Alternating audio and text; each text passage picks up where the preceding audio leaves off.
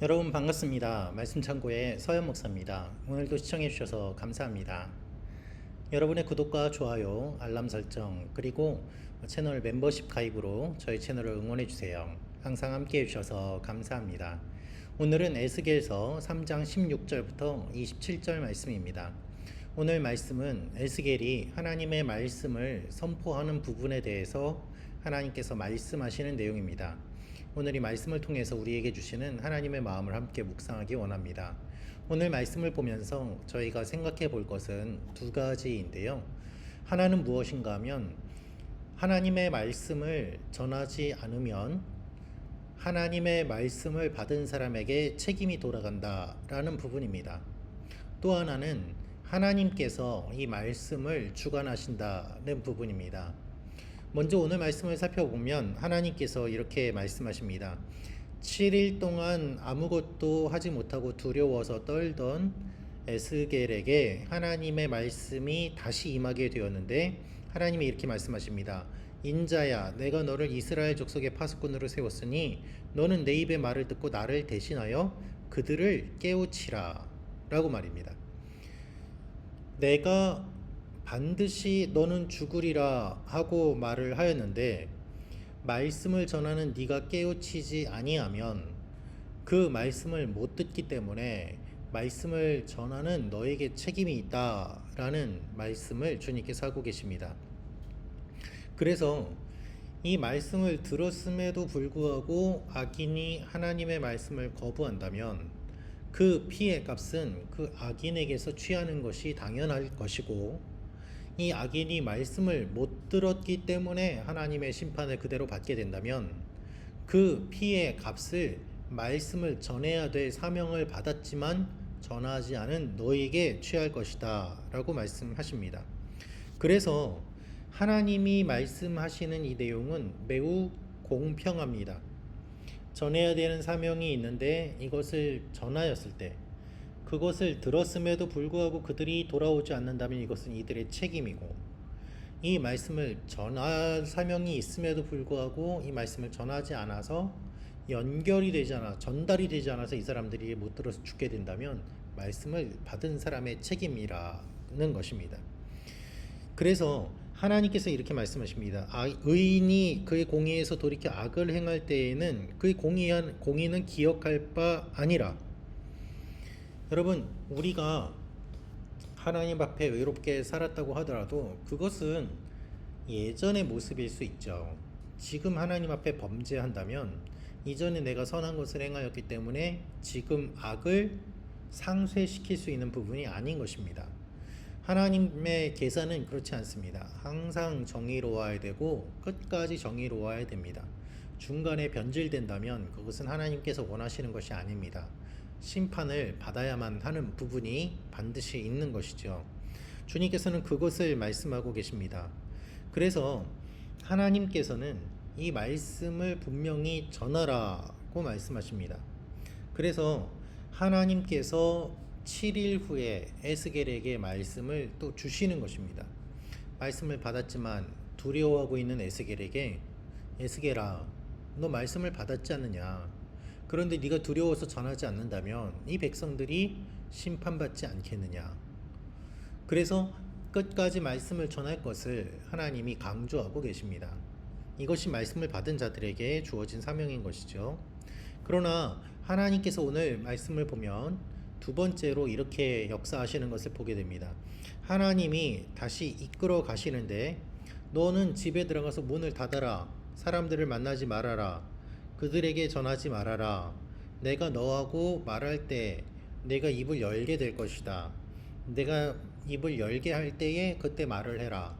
또 이렇게 말씀하세요. 여러분, 모순되는 것처럼 보이죠? 하나님의 말씀을 전해라. 전하지 않으면 심판이 있을 것이다. 그런데 또 하나님께서는 넌 집에 들어가서 문을 잠그고 사람들 만나지 말고 조용히 있어라. 전하라고 하셨는데 왜 또 조용히 하라고 하십니까? 이 모순되는 일을 우리는 어떻게 해석을 해야 될까요? 여러분, 이 두 번째 하나님께서 문을 닫고 말씀을 전하지 말고 기다려라. 내가 내 혀를 내 입 천장에 붙게 하여 내가 말 못하는 자가 되게 할 것이다. 이렇게 말씀하신 이유는 무엇인가 하면 이들이 말씀을 듣고 회개할 수 있기 때문에 하나님께서는 그 기회를 박탈시키는 것을 의미합니다. 또 하나의 의미는 무엇인가 하면 하나님이 말씀을 주시고 입술을 열어야지 말을 전할 수 있다는 이 모든 말씀이 하나님의 주권 가운데 들어있다는 것을 의미합니다. 따라서 말씀을 전해야만 한다라는 것도 하나님의 메시지이고 내가 입을 열게 할 때에 말을 전해라 하는 것도 하나님의 메시지인 것입니다. 이것이 전혀 모순돼 보이지 않습니다. 그러나 깊게 생각하지 않으면 모순처럼 보이죠.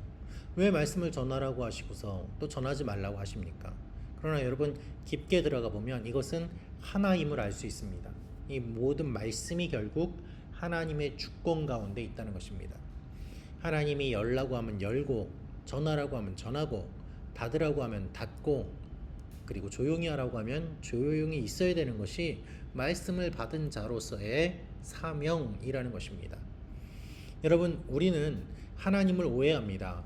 하나님을 내 뜻대로 움직여주는 분이라고 착각하기도 합니다. 그것은 신앙이 아닙니다. 나 중심적으로 생각해낸 말 그대로 만들어낸 신인 것이죠. 하나님은 그런 하나님이 아니십니다. 하나님은 주도적으로 역사하시고 말씀하시고 말씀을 이끌어 가십니다. 그렇기 때문에 먼저 이 말씀을 전해야 되는 에스겔의 입장으로서는 하나님의 말씀에 이렇게 순종하며 나아가는 것이 무엇보다도 중요함을 하나님이 알려주시는 것이죠. 사랑하는 말씀 참고 가족 여러분, 하나님께서 여러분의 삶 가운데 이런 일들을 이루어 가십니다. 하나님이 여러분에게 말씀을 맡겨주십니다. 우리가 우리 이웃들에게 복음을 전해야 될 사명이 있습니다. 말씀대로 살아야 될 사명이 있습니다. 우리가 전하지 않으면 어디에서 복음을 듣겠습니까? 여러분 생각해 보십시오. 복음을 전할 수 있는 유일한 통로가 어디입니까? 교회입니다. 그런데 교회에서 복음을 전하지 않는다면 이 통로는 막혀버리게 되는 것이겠죠. 목회자들의 설교도 역시 마찬가지입니다. 설교는 무엇입니까? 복음을 전하는 것이고 하나님 말씀을 전하는 것입니다. 그런데 이것이 아니라 정치 이야기하고 자기 생각 이야기하고 자기 경험 이야기하고 그리고 자기의 이야기로만 가득 찬다면 세상 이야기로만 가득 찬다면 그 강단을 어떻게 하나님의 말씀이 선포되는 강단이라고 할 수 있겠습니까? 그것은 어떻게 보면 복음을 들을 기회를 박탈하는 매우 큰 죄인 것입니다. 그래서 두렵고 떨림으로 우리가 말씀을 전해야 하는 것이죠. 또한 동시에 하나님께서 입을 닫게 하실 때에는 닫아야만 합니다. 내 뜻대로 하나님의 뜻을 거스르면서 내가 중심이 되어서 내가 말하고 싶어서 그렇게 한다면 하나님의 말씀의 가치가 떨어지고 그것이 하나님의 말씀이 아니게 되는 일들이 있는 것이죠. 가장 중요한 것은 하나님의 말씀을 인정하고 하나님께 순종하며 나아가는 것입니다. 사랑하는 말씀 참고 가족 여러분, 하나님은 오늘 우리에게 이것을 원하십니다. 오늘 하나님과 동행하면서 하나님이 여러분에게 어떠한 마음을 주시는지 그 마음의 움직임을 잘 살펴보시기를 바랍니다. 그리고 여러분이 전하는 작은 메시지라고 하더라도 하나님이 감동을 주셔서 그 일들을 하고 그 말을 할 때 여러분의 말을 통해서 죽어가는 사람이 새 힘을 얻고 낙심한 사람이 격려와 위로를 받으며 하나님을 몰랐던 분들이 하나님께 돌아오는 일이 일어나게 될 것입니다. 이 일을 위해서 오늘 우리에게 이 말씀을 주셨고 여러분을 만나고 사용하기를 원하십니다. 말씀 잡고 가족 여러분 모두가 이렇게 하나님께 쓰임받는 귀한 하루가 되시기를 기도합니다. 기도하겠습니다. 아버지 하나님, 우리가 하나님의 말씀을 받은 사람들로 살아가게 하시고 하나님께 순종하며 살아가게 하여 주옵소서. 예수님의 이름으로 기도합니다. 아멘.